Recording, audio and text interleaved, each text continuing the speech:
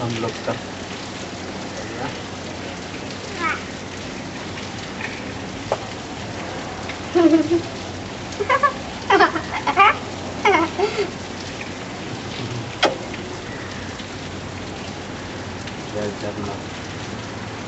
लेना कपड़ा लेना।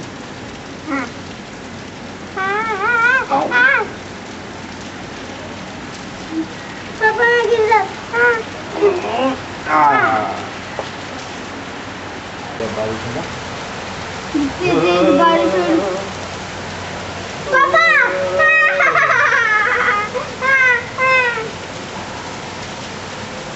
आपका बारिश में कितना झरना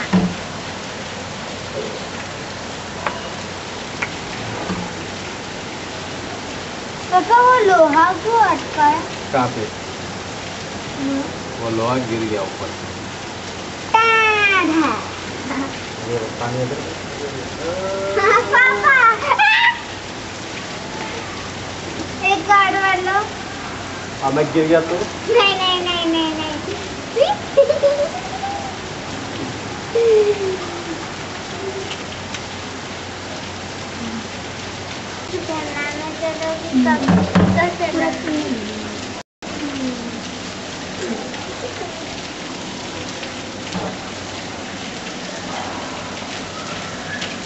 उधर ऊपर पानी कैसे आया?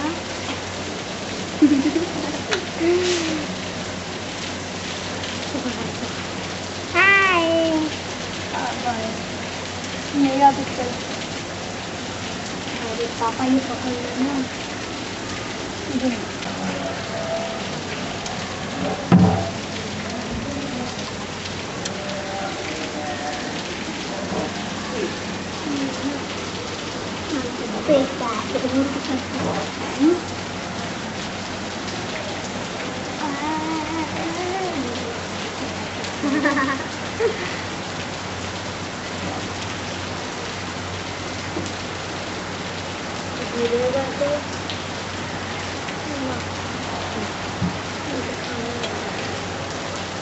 लेकर आना प्लीज।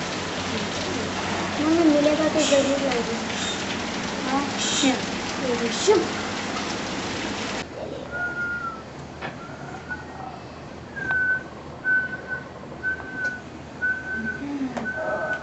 अच्छा 5:40।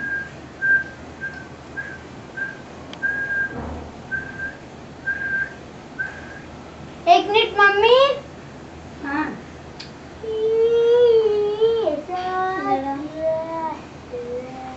देखो अगर मैं ये 500 दूंगा ना भैया को तो 500 का नोट मिलेगा। नहीं तो फिर मैं चाहे तो कहीं भी पहुंच सकता हूँ।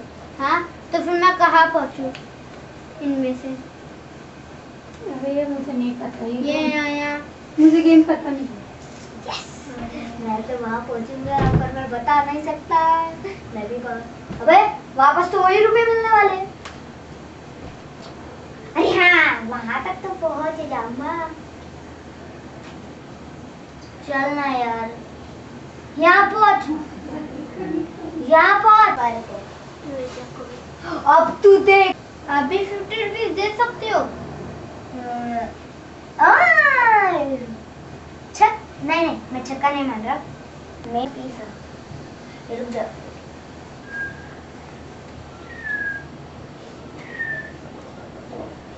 चलो नहीं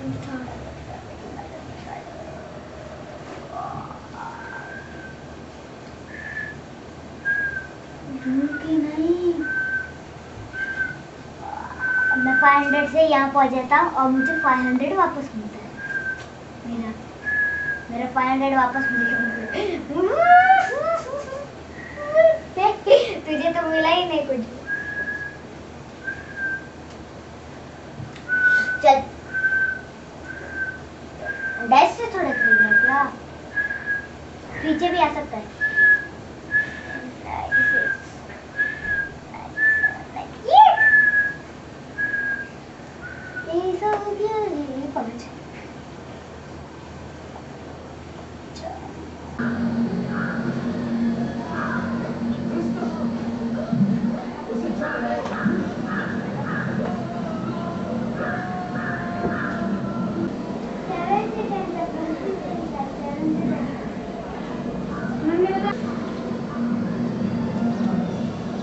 तुम जल में बैठी रहती और वैसा की दोपहरिया में पंचाग्नि तापती थी।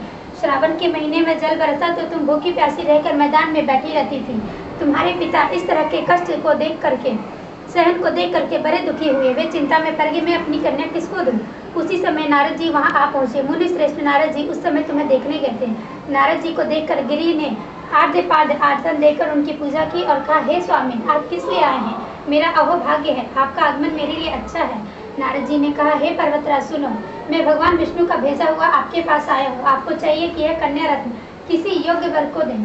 भगवान विष्णु के समान योग्य वर ब्रह्मा, इंद्र और शिव इनमें से कोई नहीं है, इसलिए मैं यही कहूँगा कि आप अपनी कन्या विष्णु भगवान को ही दे दें। हिमवान ने कहा, भगवान विष्णु से मेरी कन्या ले रहे हैं और आप यह संदेश लेकर आए हैं तो मैं उन्हें अपनी कन्या दूंगा।